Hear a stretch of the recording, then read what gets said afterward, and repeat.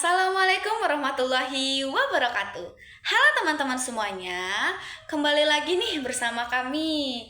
Nah, kalau misalnya kita kemarin sudah membahas tentang materi glatinisasi dan ketengikan, sekarang kita akan membahas materi tentang browning atau pencoklatan. Sebelum itu, seperti biasa, izinkan kami memperkenalkan diri. Kami dari kelompok 4A yang beranggotakan saya, Idyati Salsabila, dan teman-teman saya, Zahra Ananda Fitriani, Ramayana Brutu, Emrido, Ibrahim Treandika, dan Akil Maulana. Pada kesempatan kali ini, kami akan mempresentasikan materi tentang browning atau pencoklatan pada bahan pangan. Materi yang akan kami bahas yaitu meliputi pengertian browning, jenis-jenis browning, faktor yang mempengaruhi, dampak yang ditimbulkan, serta cara pencegahan terjadinya browning. Nah, tahu nggak sih teman-teman apa itu browning? Nah, jadi teman-teman semuanya, browning atau pencoklatan itu adalah perubahan warna pada bahan pangan menjadi coklat yang terjadi akibat aktivitas enzim maupun kimia. Proses ini sering kita jumpai pada buah-buahan, sayuran, maupun makanan yang mengalami proses pemanasan.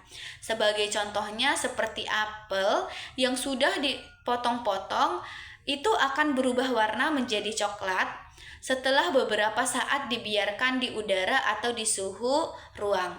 Nah, perubahan tersebut itu merupakan salah satu contoh dari proses terjadinya browning. Browning tidak selalu berdampak buruk pada produk pangan seperti kopi, roti panggang, dan daging panggang.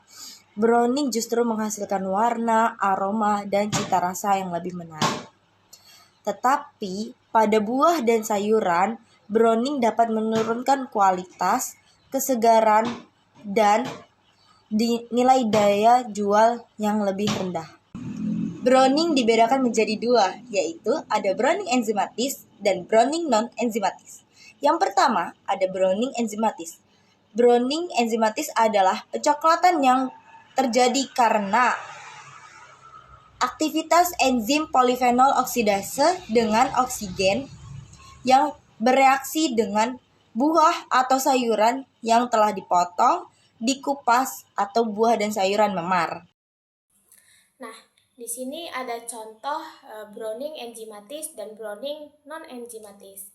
Contohnya adalah apel, pisang, alpukat, dan kentang yang berubah menjadi coklat setelah terkena udara. Yang kedua itu contoh browning non-enzimatis, yaitu pencoklatan yang tidak melibatkan enzim, melainkan terjadi karena reaksi kimia. Nah, jenis ini meliputi reaksi Maillard, yaitu reaksi antara gula reduksi dan protein yang dipanaskan. Karamelisasi, yaitu perubahan warna gula akibat pemanasan suhu tinggi, serta oksidasi asam askorbat, yaitu oksidasi vitamin C yang dapat menyebabkan perubahan warna pada jus atau sari buah selama penyimpanan. Baik, di sini saya akan menjelaskan faktor dan dampak dari proses browning. Proses browning dipengaruhi oleh beberapa faktor seperti keberadaan oksigen, aktivitas enzim, suhu, pH, lama penyimpanannya, kadar air, serta kandungan gula dan protein pada bahan pangan itu sendiri. Browning memiliki dampak positif maupun negatif. Ada beberapa dampak positif, yaitu dapat meningkatkan warna, aroma, dan cita rasa pada beberapa makanan. Sedangkan dampak negatifnya dapat menurunkan kualitas, penampilan, nilai jual, serta kandungan beberapa zat gizi pada buah dan sayuran segar. Browning enzimatis dapat dilakukan dengan menambahkan air jeruk atau asam sitrat, menyimpan bahan pada suhu dingin, melakukan blanching atau pemanasan singkat, serta mengurangi kontak bahan dengan udara.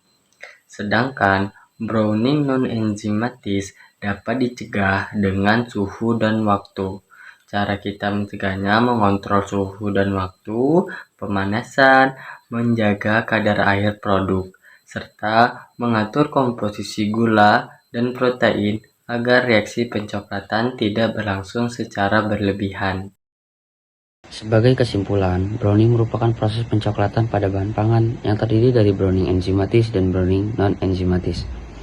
Browning enzimatis terjadi karena aktivitas enzim yang bereaksi dengan oksigen, sedangkan browning non-enzimatis terjadi melalui reaksi kimia seperti reaksi Maillard, karamelisasi, dan oksidasi asam askorbat. Browning dapat memberikan manfaat berupa peningkatan warna, aroma, dan cita rasa pada beberapa makanan. Namun, browning juga dapat menurunkan kualitas buah dan sayuran agar apabila tidak dikendalikan.